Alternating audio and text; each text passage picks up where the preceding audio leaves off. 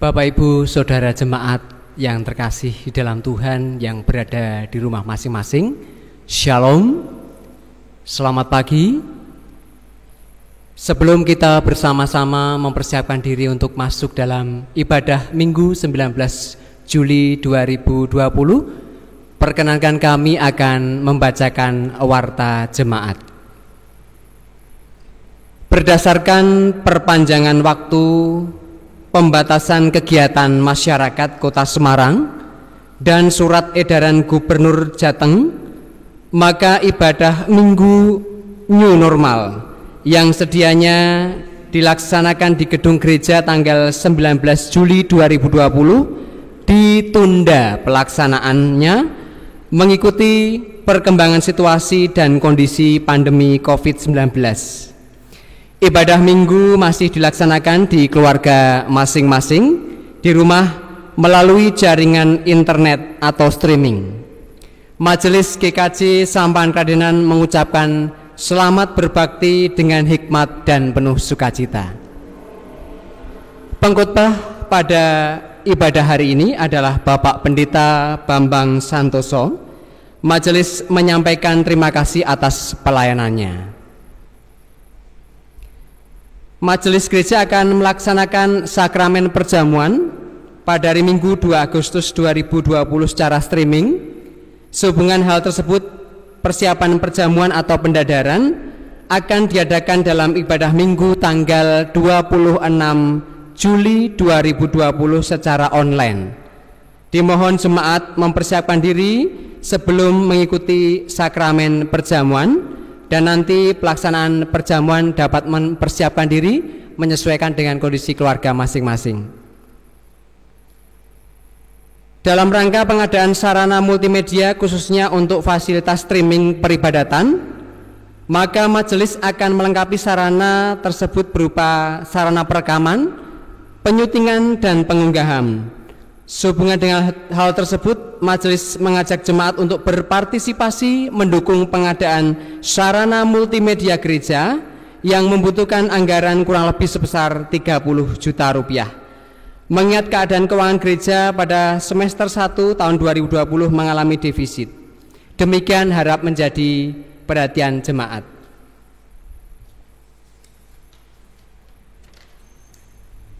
Mari kita bersama-sama mempersiapkan diri untuk masuk di dalam ibadah Minggu 19 Juli 2020. Jemaat kami undang untuk berdiri. Kita mulai ibadah hari ini dengan menyanyikan pelengkap Kidung Jemaat 2, Mulia, Mulia Namanya.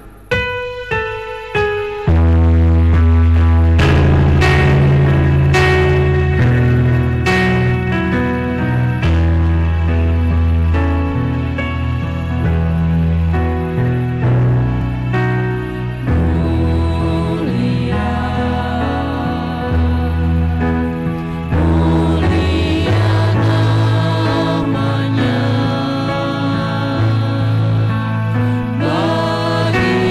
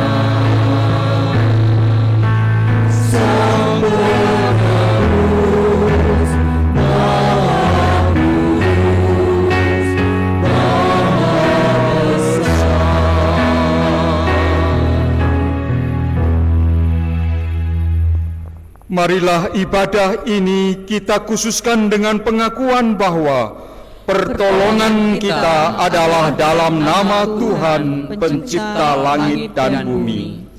Kasih karunia dan damai sejahtera dari Allah Bapa kita dan dari Tuhan Yesus Kristus serta persekutuan Roh Kudus menyertai saudara sekalian.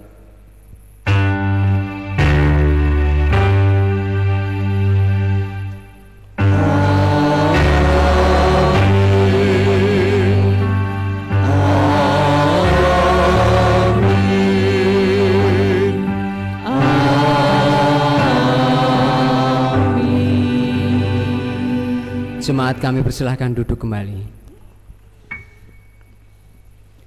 Jemaat yang dikasihi Tuhan Yesus Kristus, tema ibadah hari ini adalah jati diri anak-anak Allah. Marilah kita menaikkan nyanyian pujian dari pelengkap Kidung Jemaat 14, Ku nyanyikan kasih setia Tuhan.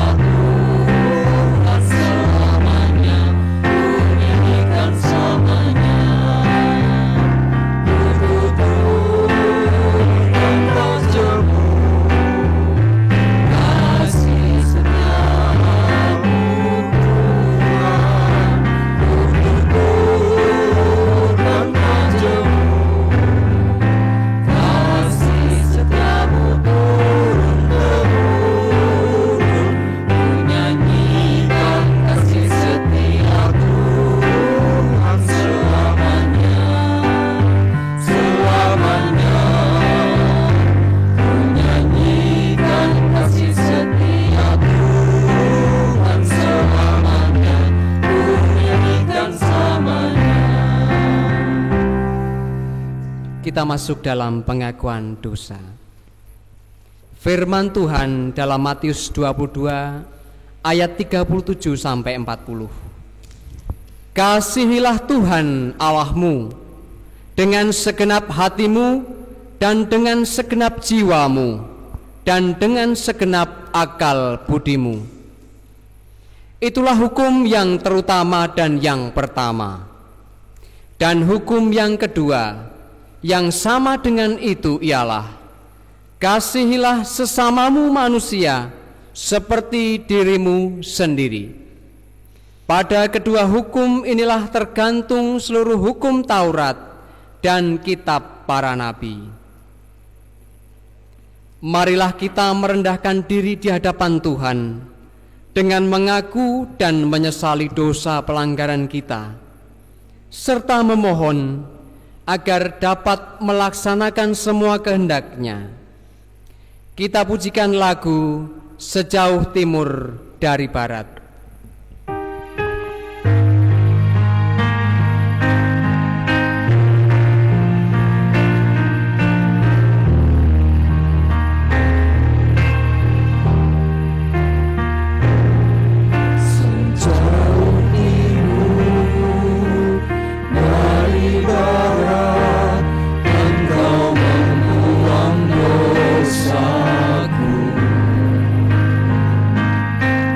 Yeah.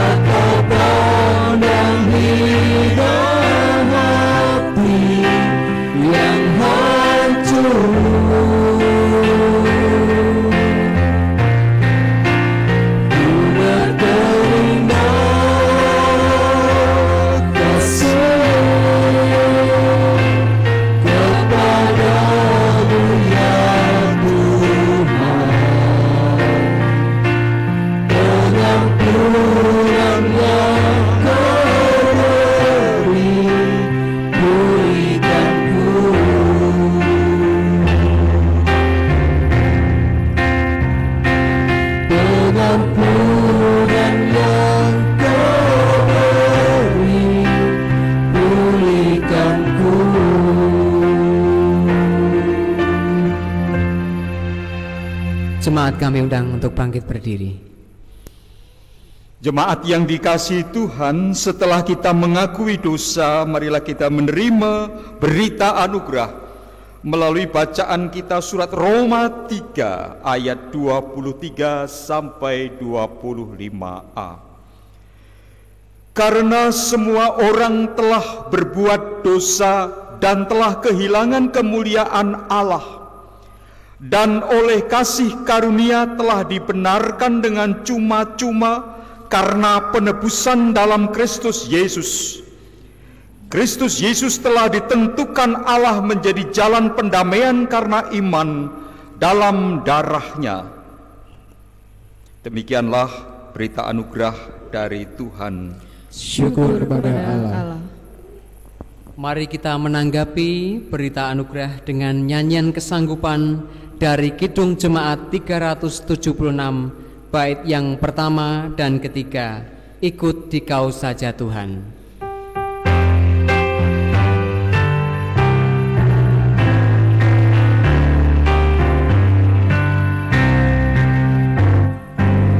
Ikut Dikau saja Tuhan, jalan damai bagiku.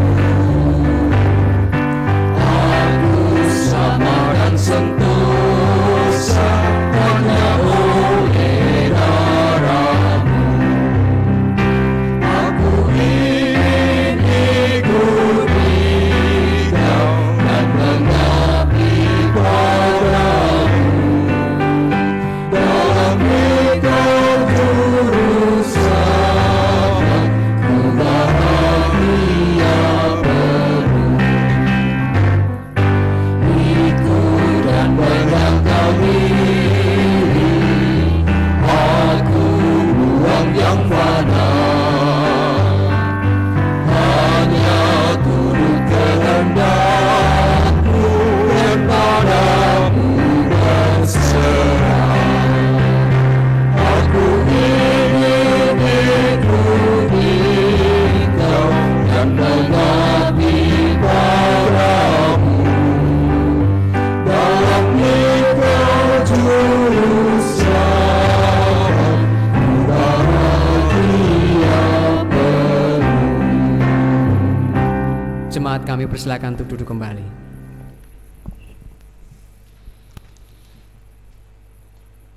Kita berdoa mohon pimpinan Roh Kudus dalam pelayanan sabda.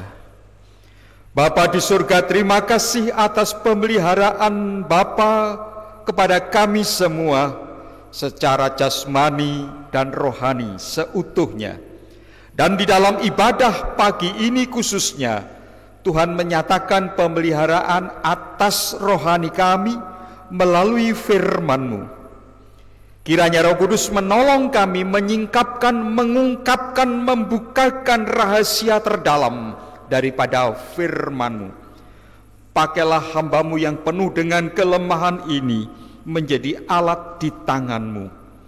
Berbicaralah ya Bapa, kami siap mendengar.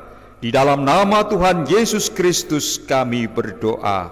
Amin. Jemaat yang dikasihi Tuhan, bacaan kita hari ini terambil dari Matius 13 ayat 24 sampai 30, dilanjutkan ayat 36 sampai 43.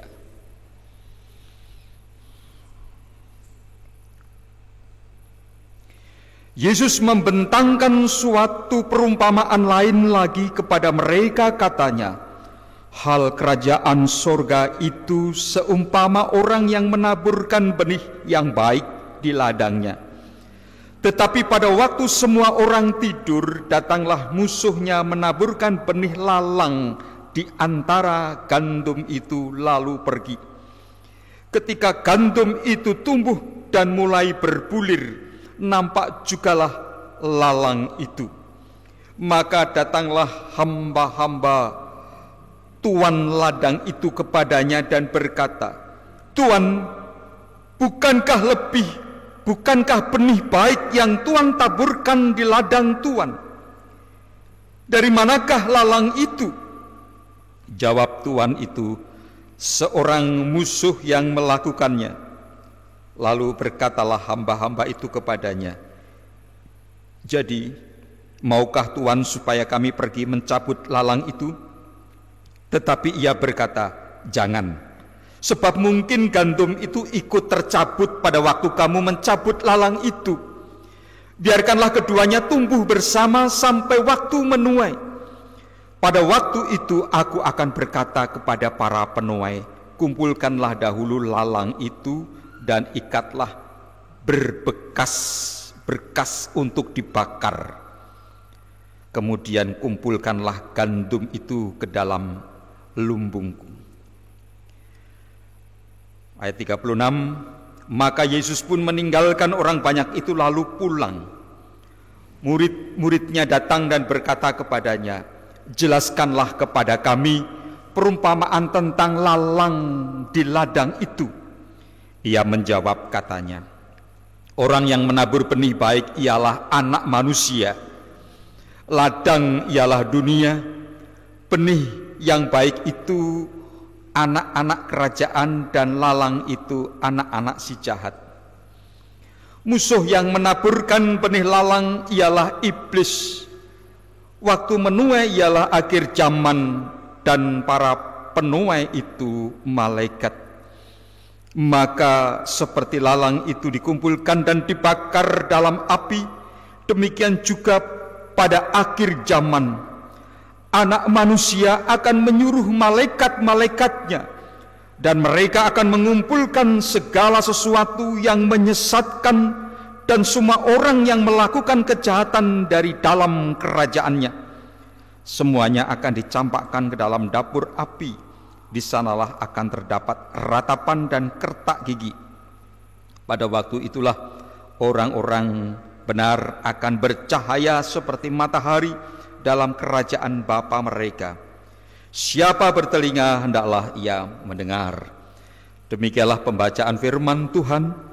Yang berbahagia ialah setiap orang yang mendengarkan dan memelihara firman Tuhan. Haleluya.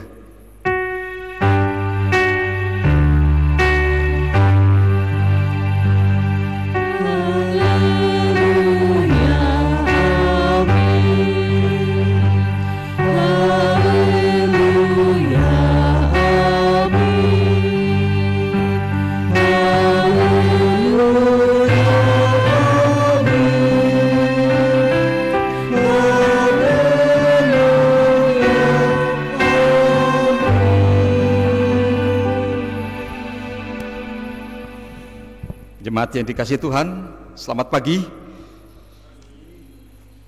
Tema khotbah kita pagi ini adalah jati diri anak-anak Allah.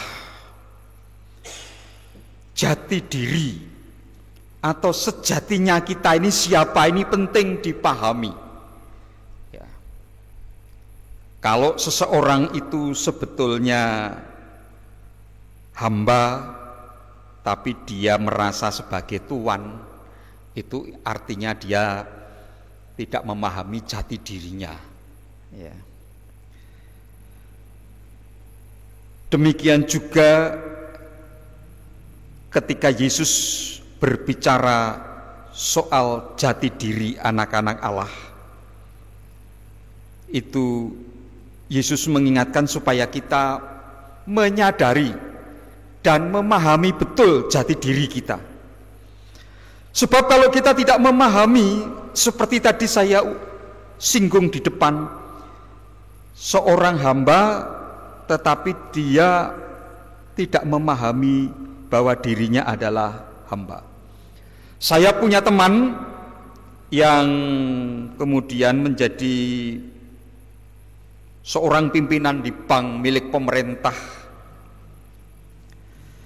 Teman saya ini sekalipun dia adalah pemimpin sebuah bank pemerintah, tetapi menyatakan rasanya masih seperti mahasiswa.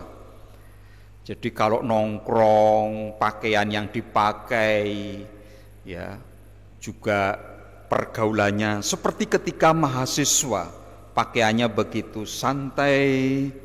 Memang dia itu teman pada waktu sama-sama main teater begitu, Kadang-kadang pakai jin yang agak belel di bagian lututnya. Sampai suatu ketika ditegur oleh sesama pejabat, "Mas, panjenengan itu pimpinan bank. Ya. Jadi mestinya mbok bisa menyesuaikanlah dengan jati diri Anda. Karena rekan-rekan Anda itu adalah seorang bupati, wali kota, ya, pimpinan-pimpinan perusahaan." Lalu teman saya mengatakan, "Iya Pak, saya itu rasanya seperti anak muda terus, seperti mahasiswa." "Iya, walaupun kamu itu muda, tapi kamu itu dituakan, dianggap bapak oleh mereka." Ya. Nah, ini soal jati diri dia yang kurang dipahami dengan baik. Tuhan Yesus memberikan satu perumpamaan yang menarik. Jadi di dunia ini ada dua benih, yang satu menumbuhkan gandum yang ditabur oleh Yesus sendiri, yang satu itu ditaburkan oleh iblis yang tumbuhnya lalang. Ini berbeda dengan perumpamaan khotbah minggu yang lalu yang berbicara soal di dalam diri manusia ada tumbuh karakter-karakter tertentu, tapi di sisi lain juga ada kepribadian-kepribadian atau karakter-karakter yang lain yang tumbuh. Itu berbeda. Ini membedakan orang satu dengan yang lainnya. Nah, jadi gandum dengan lalang ini di Timur Tengah. Kalau di Jawa mungkin ya pari karo suketeki, kira-kira itu begitu ya. Jadi bentuknya hampir sama, tapi nanti kalau sudah besar itu berbeda. Ya. Yang baik itu pasti pari, ya, yang disebut anak-anak kerajaan, anak-anak Allah, ya. Kalau yang anak-anak si jahat, anak-anak setan, anak-anak kegelapan itu mungkin yang suketeki itu ya. Tetapi yang jadi masalah, tidak semua orang tuh menyadari jati dirinya itu yang mana. Bahkan mungkin dia memandang orang lain itu sebagai suketeki. Wah, kayak ini suketeki, kayak ini lalang. Ya. Seolah-olah yang lain, mungkin dirinya sendiri justru yang seperti itu. Ya. Tetapi kita tidak usah khawatir dan cemas. Ketika kita mulai menanyakan, sebetulnya saya ini termasuk gandum atau termasuk lalang, ya, justru orang yang bertanya seperti itu gejala yang baik. Yang penting terus-menerus mawas diri, ya, terus-menerus mawas diri. Juga kadang-kadang kita pernah berpikir atau semacam berdoa, ya Tuhan, mengapa orang-orang jahat itu dibiarkan hidup di muka bumi ini? Mbok ya sudah, orang-orang jahat itu disingkirkan saja. Tetapi kalau kita melihat perumpamaan ini, Tuhan justru tidak berkenan. Biarlah tumbuh bersama. Nanti ada saatnya sendiri pada waktu akhir zaman. Bukan sekarang. Ya, bukan sekarang. Nah, jadi kita ini sekarang memang anak-anak Allah ini bergaul bersama dengan anak-anak si jahat. Ya. Satu hal yang penting adalah menyadari dan memahami jati diri anak-anak Allah. Yang jelas melalui terang sabda Allah, melalui firman Tuhan, Ketika kita menyadari saya ini anak-anak Allah, berarti saya ini orang-orang yang sudah diampuni. Sebagai orang yang sudah diampuni, saya harus mengucap syukur. Berarti saya ini mendapat janji-janji keselamatan. Berarti saya ini tidak perlu khawatir. Ini menyadari, ya, dan memahami sebagai anak-anak Allah. Yang kedua, ketika kita terus-menerus membaca firman Tuhan, kita bisa melihat apakah karakter saya ini memang merupakan karakter anak-anak Allah atau karakter anak-anak si jahat. Nah, karakter itu apa? Ya. Jadi karakter seseorang itu bisa diketahui dari dua hal sekaligus. Hal yang pertama, ketika kita itu mendapat kesempatan yang sebebas-bebasnya, ketika kita mendapat kesempatan, ketika kita mendapat peluang, ketika kita mendapat kekuasaan, kita berbuat apa, itu nanti akan nampak karakter kita yang asli itu seperti apa. Ya. Nah, ketika ada uang banyak, kita mau beli apa? Ketika kita bebas, boleh tidur, boleh olahraga, boleh membaca, kita itu mau ngapain, itu kita akan terlihat karakter kita. Ya. Itu, jadi ada orang yang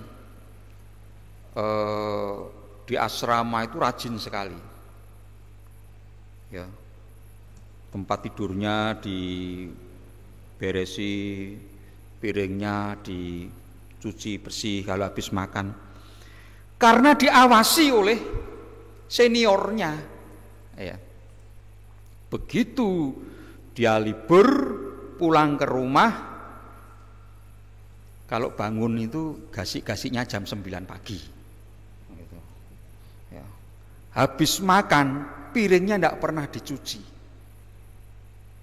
Karena dia belum terbentuk karakternya itu. Yang pertama, karakter itu ketika seseorang mendapat kebebasan, ketika seseorang mendapat waktu yang banyak, ketika seseorang dipersilahkan menggunakan uang untuk apa saja, dia memakai untuk apa. Itu karakter.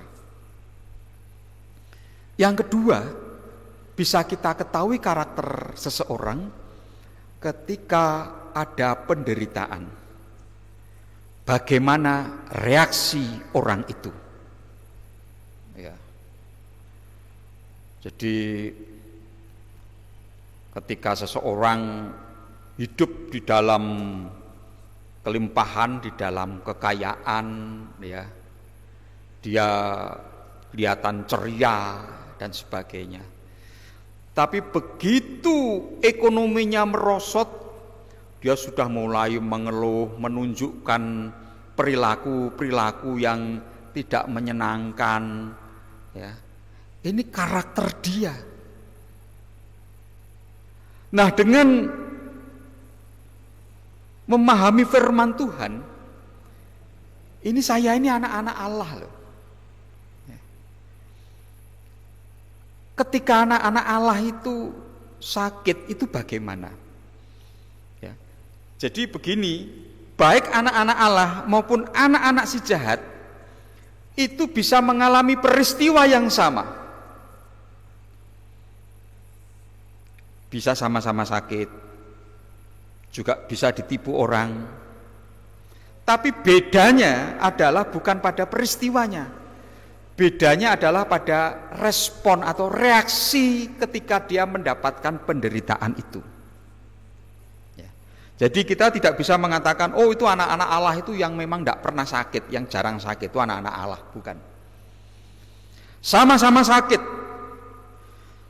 Tapi yang anak-anak Allah itu masih bisa bersyukur. Ya. Sama-sama mungkin ekonominya mepet. Tapi yang anak-anak Allah ini masih bisa berbagi. Bedanya pada reaksinya, responnya. Sama-sama menderita. Tapi bedanya anak-anak Allah itu menderita tapi berpengharapan. Ya, saya memang sekarang menderita, tetapi nanti endingnya saya akan mengalami sesuatu yang baik. Ya. Makanya kalau kita melihat film, ya, istilahnya kita tahu lakonnya itu ya, itu sekalipun mengalami peristiwa-peristiwa yang macam-macam, wis rasah khawatir, sing jenenge lakon ki mesti akhirnya menang.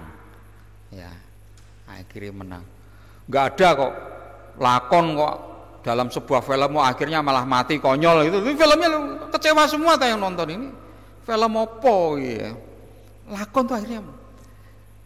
Nah, anak-anak Allah itu menderita tapi menderita dalam pengharapan. Contohnya Yusuf. Ya, Yusuf ini menderita, pernah dibuang, masukkan sumur, dijual. Tapi dia penuh dengan pengharapan karena dekat dengan Allah relasinya. Nah, karena itu maka supaya kita tidak ragu-ragu, saya ini termasuk gandum apa termasuk lalang, termasuk pari apa suketeki, itu terus menerus mawas diri di bawah terang firman Tuhan. Ya, di bawah terang firman Tuhan. Semua pernah berbuat salah, tapi bedanya kalau anak-anak Allah itu kalau habis berbuat salah itu menyesal. Ya. Tapi saya pernah bertemu dengan seseorang dan mendengarkan ucapan orang itu. Orang itu mengatakan begini, Ben, pokoknya aku kudu iso mateni. Ya. Ibaratnya aku mlebu neraka ora apa-apa. Nah, ini bukan anak-anak Allah ini ya. Ya. Anak-anak Allah itu kalau habis melakukan kesalahan itu dia menyesal. Ya. Dan terus menerus membaca firman Tuhan. Karena dengan terus menerus membaca firman Tuhan, kita semakin diterangi jati diri kita. Kita ini kadang-kadang lupa kalau kita itu anak-anak Allah. Saya beri satu contoh ya, kita anak-anak Allah itu kan seringkali disebut anak-anak terang. Kita ini kalau sedang di dalam kegelapan takut atau tidak? Aduh, takut. Kenapa takut? Apa kamu pernah lihat gendruwo? Enggak pernah. Apa kamu pernah melihat kuntilanak? Enggak pernah. Kok wedi ngopo? Lho wedi. Tapi sekalipun pernah ketemu, namanya kita itu anak-anak terang.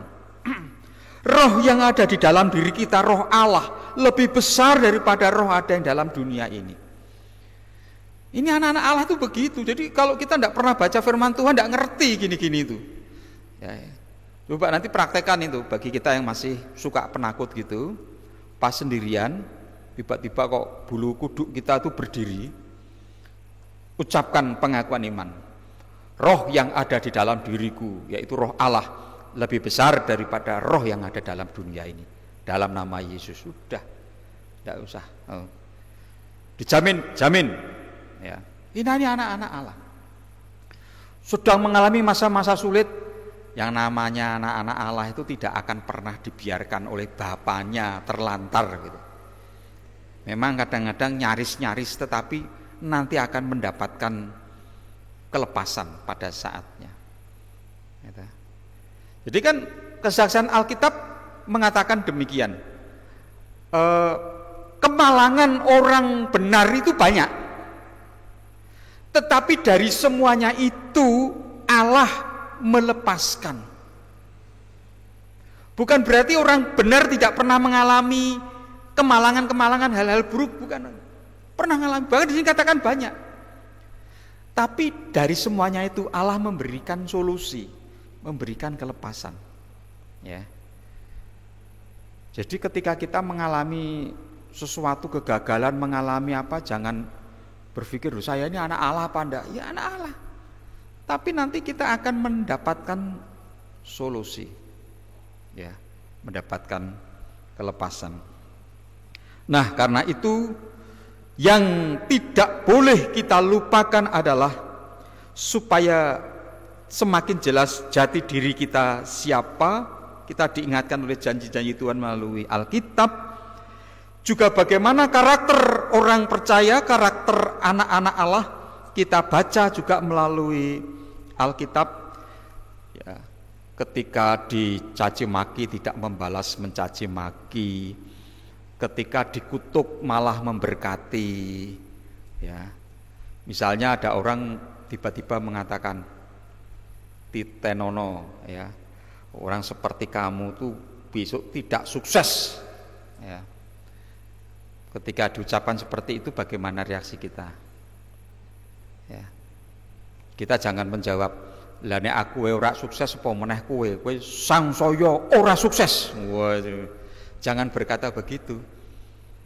Tapi ketika dikatakan begitu, ya semoga kamu sukses.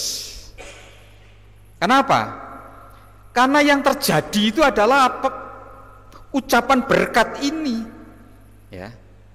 Jadi yang terjadi seperti itu. Itu karakter anak-anak Allah. Semakin kita menuruti firman Tuhan, semakin kita yakin bahwa kita ini gandum. Semakin yakin bahwa kita ini pari, bukan suketegi. Karena itu penting setiap kali kita ini mamas diri.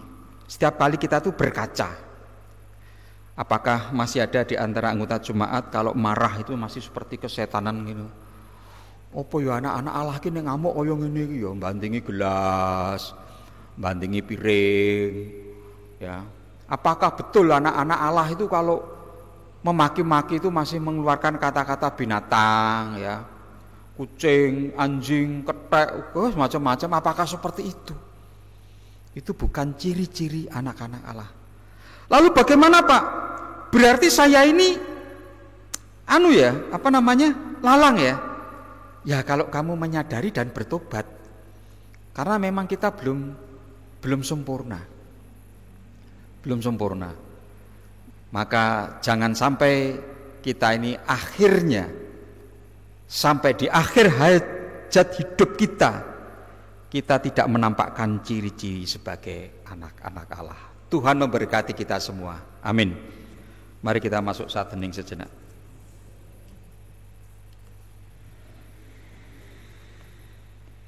Cukup.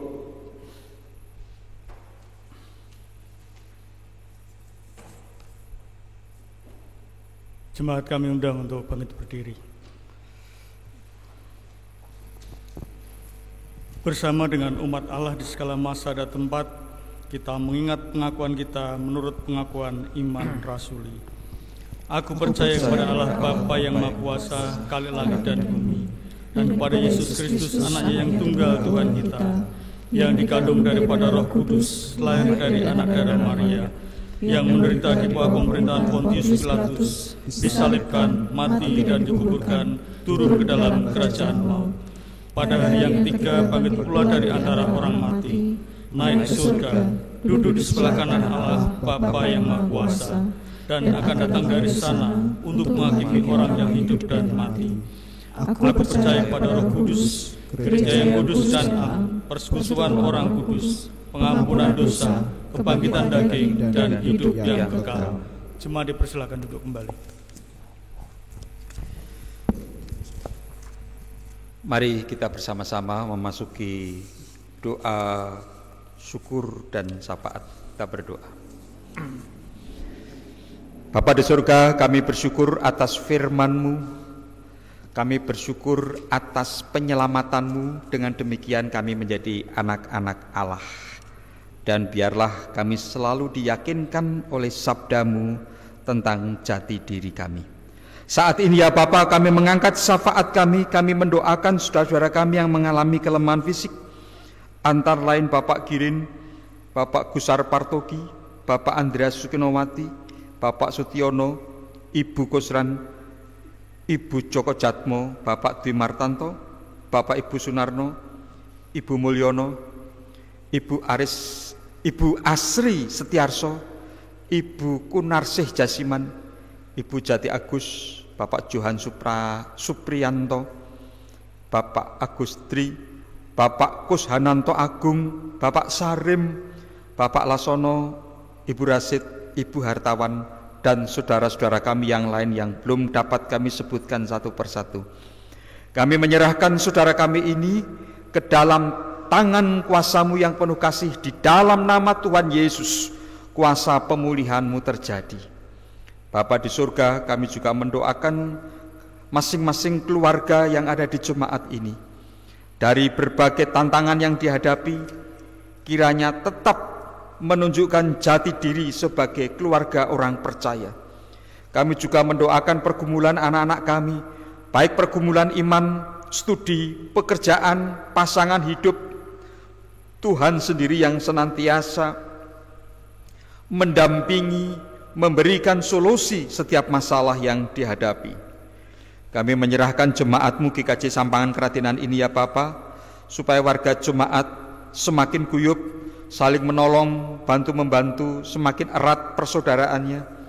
Berkati majelis gereja, komisi-komisi, panitia-panitia, tenaga gereja, dan semua yang melakukan pelayanan di jemaat ini. Tuhan berkati.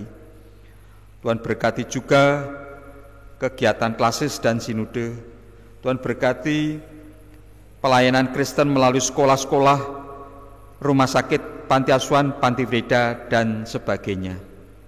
Bapa di surga, berkati bangsa dan negara kami. Kiranya kami bersama dengan bangsa-bangsa sedunia yang sedang merasakan keprihatinan oleh karena pandemi COVID-19 ini dapat menyikapi dengan bijak, dan oleh kuasa-Mu pandemi ini akhirnya dapat tersingkirkan. Kami kembali dalam situasi yang normal dengan lingkungan yang sehat. Khusus bagi bangsa dan negara kami ya Bapa, berkati pemimpin-pemimpin kami di bawah kepemimpinan Bapak Joko Widodo. Kami tahu banyak sekali kelompok-kelompok yang justru mencari kesempatan dalam kesempitan, dalam situasi yang sulit seperti ini, untuk saling menyalahkan, bahkan keinginan-keinginan untuk menjatuhkan pemerintah atau menjelek-jelekan, menebar fitnah dan sebagainya. Kiranya Tuhan mengingatkan saudara-saudara kami sebangsa setanah air, kami dapat saling bahu-membahu, khususnya di dalam situasi yang serba sulit ini.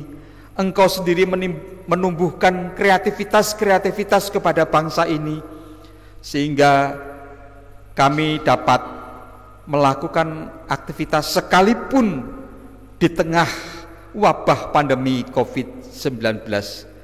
Terima kasih atas penyertaan-Mu, dan kami terus mendoakan setiap komponen bangsa yang terlibat di dalam penanganan COVID-19 ini, dari tenaga medis, masyarakat pada umumnya, dengan berbagai tindakan-tindakan yang nyata, tindakan-tindakan yang disiplin, sehingga dalam waktu yang tidak terlalu lama akan terjadi penurunan yang begitu baik bagi bangsa kami. Seru doa kami ini kami panjatkan di dalam nama Tuhan Yesus Kristus, Juru Selamat kami yang sejati. Amin.